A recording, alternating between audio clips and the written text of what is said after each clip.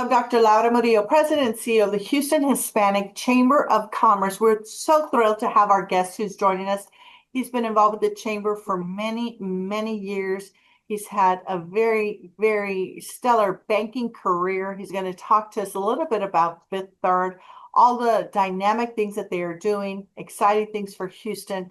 And he is here with us today. Scott Silvas, his new title is South Texas Region President of Fifth Third Bank. I had to look down to catch that big title, but we know him, we value him, we appreciate him and the Fifth Third team. And I want to say thank you for all the support that Scott has given to this chamber and the entire team. And it's been a great collaboration and having them as our corporate partner for many, many years. Scott, thanks for being with us. Thank you, Laura. I appreciate the opportunity to be here and always enjoy visiting with you and supporting the Hispanic Chamber. The last 7 years that I've been at Fifth Third has been one of the most value-add organizations that we've been able to partner with. I'm excited about some of the great things you all have done and continue to do. Part of the excitement about us being a much bigger bank now in Houston post the Comercio acquisition is that we have a whole lot more team and focus in the market in this big, expansive market in Houston. And now there's so many more ways we can leverage the Hispanic Chamber and the wonderful things you do. So we look forward to a great relationship continuing forward. We appreciate it. And I think it's important to note that Houston's a very large city, fourth, third, depending on who you ask in the country. And the banking sector is very competitive.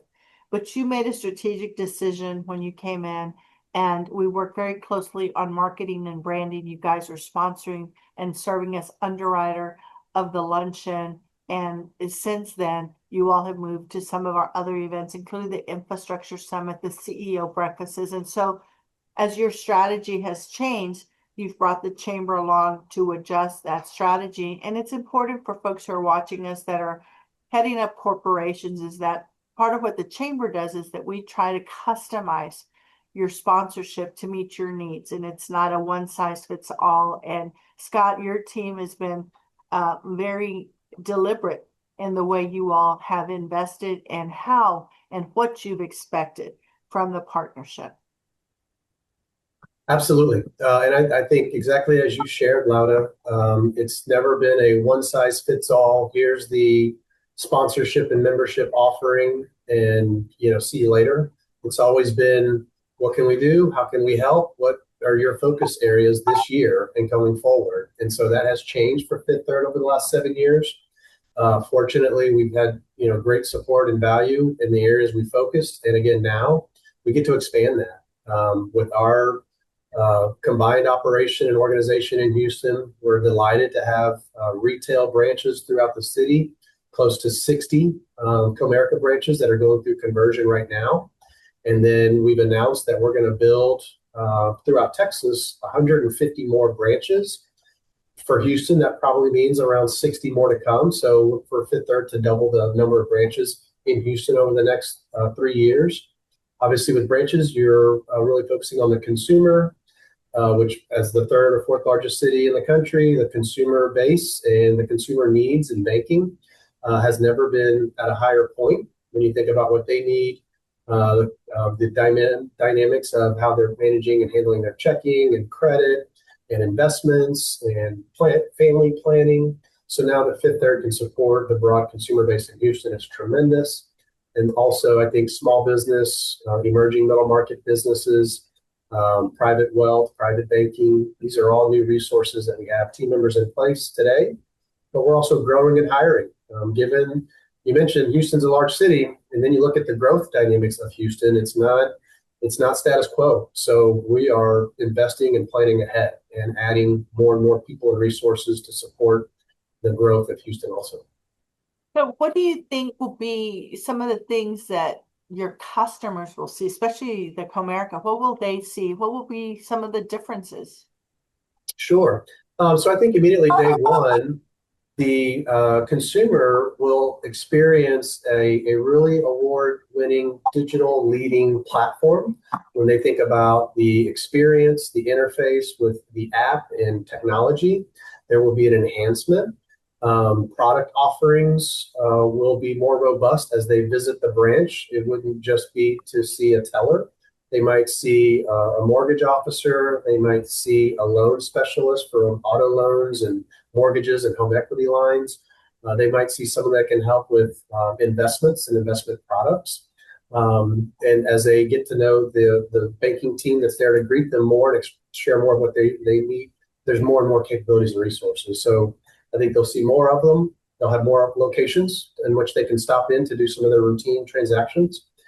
They will see an enhanced award-winning digital platform to really help automate and do things more remotely that they don't necessarily need to visit the branch for, and just overall offerings and people there to help, depending on their situation. So we're really excited about that. And again, throughout the entire city, I think of the 150 announced for Texas, there's probably upwards of 90 to 100 of those branch site locations that have been identified. So we're not slowing down, or we're not waiting until year 3 to start to figure out where they're going to be. A lot of them have been identified now. Well, again, great for our region, great for Texas, and certainly great for business, because when you think about these branches, someone has to design them, someone has to build it, someone has to manage them. And so this is a win-win for all of us. And Scott, you've been so involved, not only as our chairman, but as a leader out in the community, and your whole team.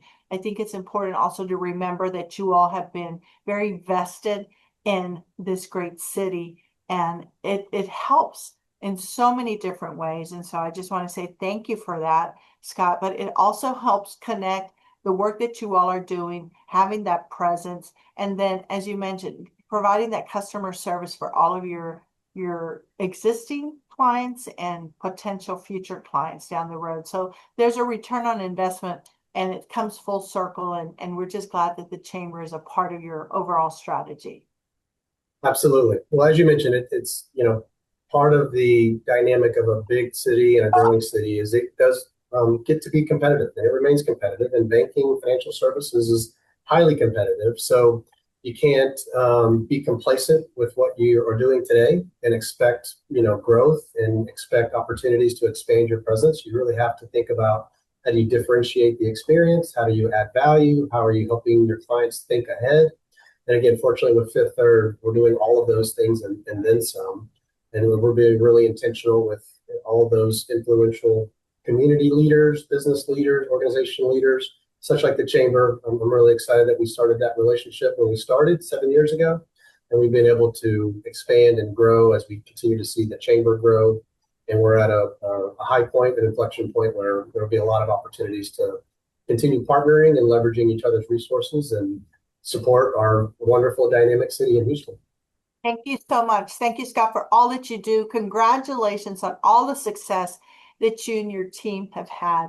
And again, if you're watching us, please visit the Fifth Third website for more details, more information about all of their exciting announcements, and also visit the Houston Hispanic Chamber of Commerce website.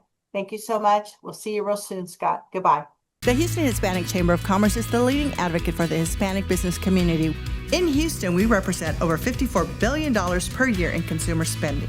Our thanks to our board and staff for making sure we elevate business and advocate for a stronger economy. Hello, I'm Dr. Laura Murillo, President and CEO of the Houston Hispanic Chamber of Commerce. Today, we're going to be talking to CPA tax partner at Crow LLP, none other than Nina Perez. Nina, welcome and thanks for joining us today. Thanks for having me. So let's talk about, you as a Latina and this very competitive business that you've got. Tell us a little bit more about the industry. What is Crow, and what do you want people to know about it? Yeah, sure. So Crow, we're a accounting, tax, consulting, and advisory firm.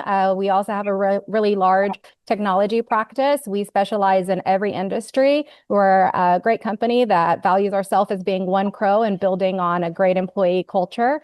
It's a fantastic place to work and to have to be a partner at, to someone.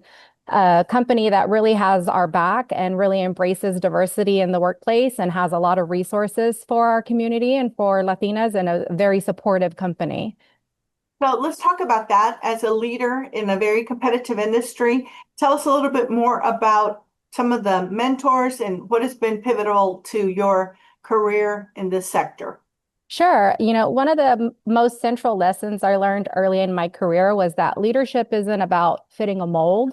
It's about bringing value, perspective, and integrity to the table. And as a Latina, there was certainly moments where I questioned whether I belonged in rooms where few people looked like me. But I was fortunate to have mentors who reminded me that my background was not a limitation, it was a strength.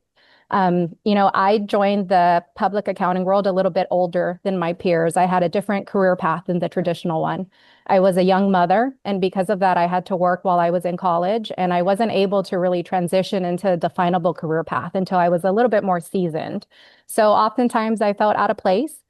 Maybe being the only Latina, the only woman, the only mother, the oldest person. Sometimes I overcompensated. I'm also the youngest of five children, so I really crave attention when I can get it. And usually I was the loudest or the most outspoken, and I wear my emotions on my face. You can tell when I'm annoyed or mad. So I would often have to be told that I needed to have more self-awareness.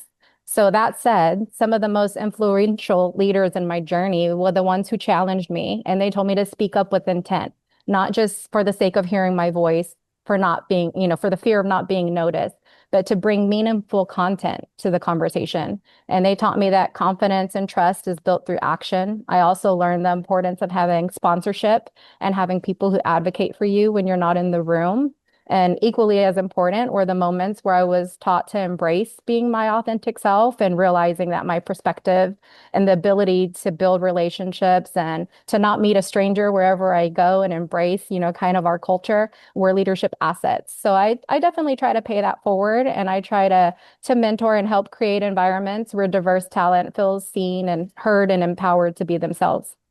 Very good, very good. You can tell that you've been a good student and also a great leader in sharing that what was invested in you, that you've pushed as well to others. So I want to talk a little bit about your clients, inflation, uncertainty in the economy, workforce challenges, technology, as I mentioned earlier, and helping your clients remain resilient, but also ready for what's next. Let's talk about that, please. Sure. So right now, I think being future ready and resilient is less about reacting to disruption, but really more about adapting to it. The businesses that I often see as thriving are the ones that remain disciplined while still being willing to innovate.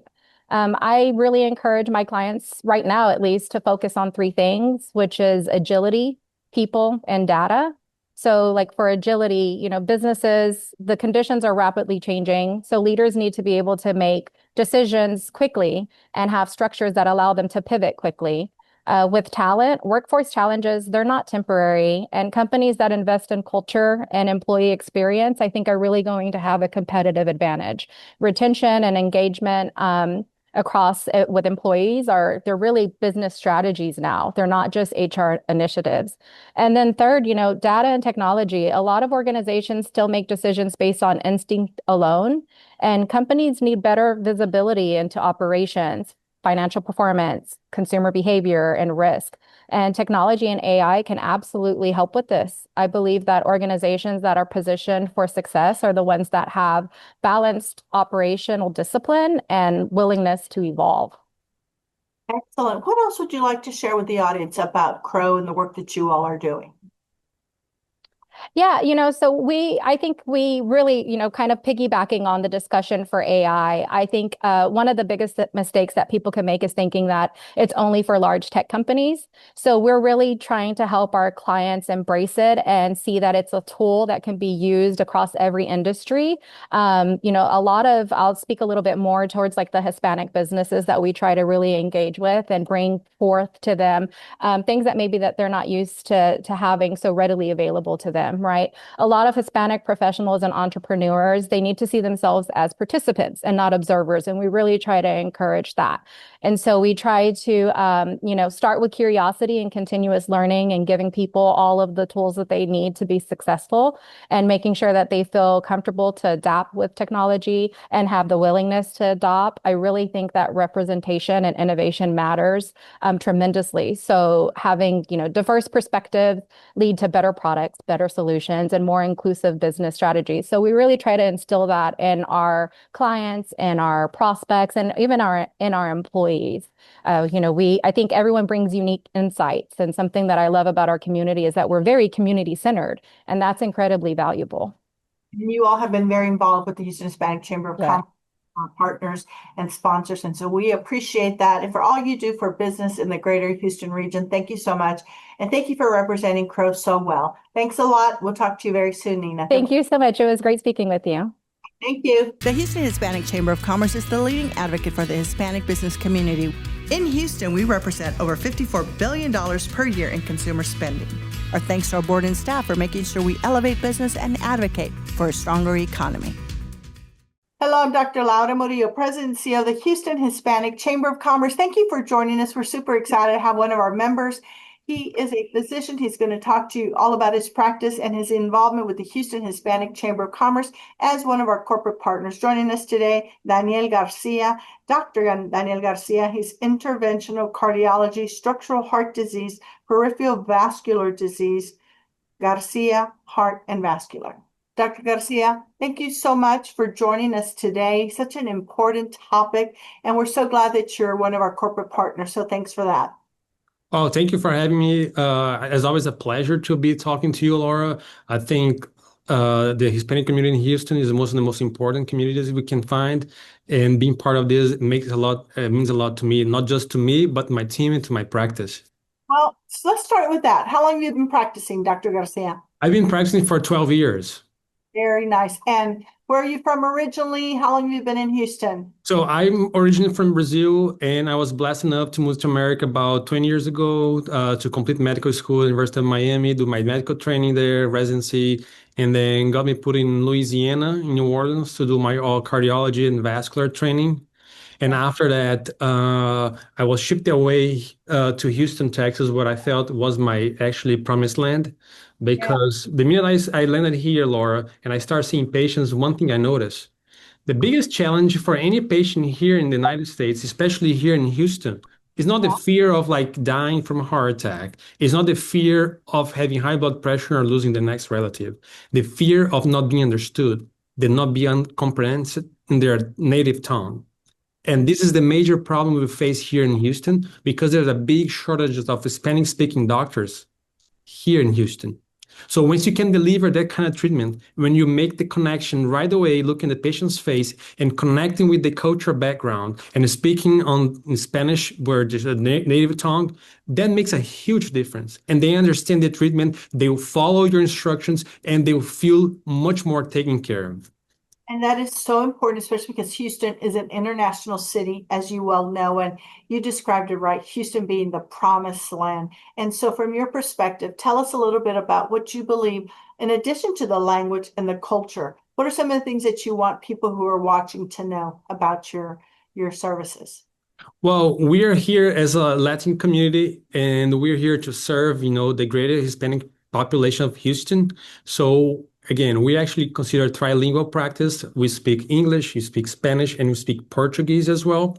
And the treatment is made by me, offered by everybody else in our practice. And most importantly, you call us and we will take care of you the same day. Excellent. And that is one of the things that's so critically important in a big city is access. We know that even though we have the medical center, we have such great physicians in our city, sometimes getting access and getting a person on the line. We've called your office many times to schedule things, and someone always answers the phone. And so that customer service, that making people feel comfortable, all of that is so important. What else would you like to share with the audience? I'd like to mention, importantly, that despite treating, vascular disease, cardiovascular disease, which means the heart, and also the whole body circulation, including varicose veins, including circulation around the legs, we're here to make sure that you're going to be understood and taken care of. We're going to speak the same language that you speak. And once you leave our office, you understand your treatment plan. You understand why you're taking these medications, what happened to you in the hospital, and why your doctor telling you to do those things. Because we care about you more than anything else, and we understand you more than anybody else because we speak your language. Tell me where your offices are located. Our office is located here in central part of Houston, close to the Heights area in Oak Forest, between Oak Forest and Heights, off of 610. And one of the things that you talk about is the fact that the healthcare system is broken. You offer Mm. mentorship, you train, you coach, you're trying to bring a lot of different groups and people together. What are some of the things that you feel would be important in fixing this problem? I think the most important thing here, Laura, is for you to understand your potential and how you can apply this towards the community. A lot of people they get sidetracked because they try to work in a place that is not meant for them to be. I give a personal example. When I work in Louisiana, there was some cultural challenge about my Hispanic background. And God made me to come here to Houston, where I was here treated as a king. The minute I stepped into the hospital, patients liked me because I could speak Spanish. I don't think that would make a difference, but by the day I was in the hospital, they understood that. And from now on, I took off my practice and I became the largest Hispanic community practice oriented in Houston for the Latino population. Well, we thank you for that, Doctor, and we appreciate your engagement with the Hispanic Chamber of Commerce. Before we close the interview, is there anything else you'd like to share with the audience? I feel like culture can be challenging in some places, but here in Houston, everybody's welcome, despite they coming from different places. And most importantly, being Hispanic, it's a proud to say that we serve all the population here, and we love to have you here in our office. Call us now at 713-244-4134. Thank you, Laura. Thank you, Dr. Garcia. We appreciate it. Please visit his website. Please visit their offices, Dr. Daniel Garcia. Have a great day. Please visit the Houston Hispanic Chamber of Commerce website for more details and more information. We'll see you very soon. The Houston Hispanic Chamber of Commerce is the leading advocate for the Hispanic business community. In Houston, we represent over $54 billion per year in consumer spending. Our thanks to our board and staff for making sure we elevate business and advocate for a stronger economy. Hello, I'm Dr. Laura Murillo, President and CEO of the Houston Hispanic Chamber of Commerce. As you all know, we really love telling the stories of entrepreneurs in this great city. I most recently had the privilege of meeting someone as a member of the board of MD Anderson. We were at a gathering one evening and I saw a beautiful presentation of steamed carrots. That's right, carrots. They just absolutely just drew me in. The presentation was beautiful. They were all lined up the way I love to line up my food. And then I thought, well, the real test is how they taste. And the real test is the rest of this beautiful food that's here and how it tastes. And then I met Chef Michelle. She was there making sure all the guests were taken care of. And I want to emphasize just the caliber of attention to detail and just how yummy everything was, including those steamed carrots. So please welcome Michelle Moore. She's the executive chef. She's an entrepreneur. She's the owner of Southern Cadence Cuisine. Welcome, Michelle. Thank you. Thank you. Thanks for having me. I'm happy to be here. I'm glad you love those carrots. They made a good impression. Well, that's where I started, but I will say everything else, the appetizer, the meat, the mashed potatoes, and Bless you. that bread pudding. I remembered your whole menu. You did. I'm loving this. Everything was awesome. And for entrepreneurs, you've got to really have this passion and grit and drive because it's so easy to say, you know what, this is just Get it. and I'll just go back to the corporate world. And that's where you started. You worked at Ferguson. And I am so impressed with your story and how you were selling appliances. And then you realize that there are people like me that my timer on my oven still goes off and on when the power goes off in Houston. And you saw that. And that's what an entrepreneur does. They see opportunities. And you saw that you were selling all these appliances and products very expensive. And people didn't know how to use them. And you finish the rest of that quick story, please. Yes. They didn't have, our customers had no idea what they were doing, bless their hearts. And I just saw a spot that needed to be filled. And I told my management team, we should hire a corporate chef to show our customers how to use these appliances. And that should be this girl, because I was having a midlife crisis myself, and I knew that I loved culinary, and I just turned into a corporate chef. They sent me to culinary school. I graduated and then started my journey. And not only that, but at some point you really, I think, just really began owning this space of identifying needs and pivoting during challenging times to say, okay, well, I'm doing this. And at some point, you left Ferguson and you embarked not only on that business, but you saw another opportunity. What do parents do with their children during the summertime? Right. Cooking school. What do corporations want to do with their employees? Team building, cooking school. Exactly. What can you do to help families? Cook the meals, prep them, and deliver. So you have just peeled the onion, no pun intended, on all of it to try to find different ways to succeed. We're making all kinds of ingredients out of these onions. Really are. And it's just so impressive.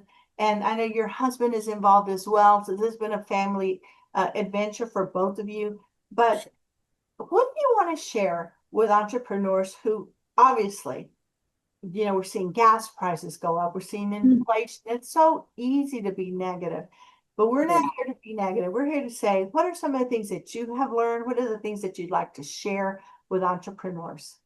Yeah, I would say, when prices are up and sales are down, you have to figure it out, right? And so you utilize your resources.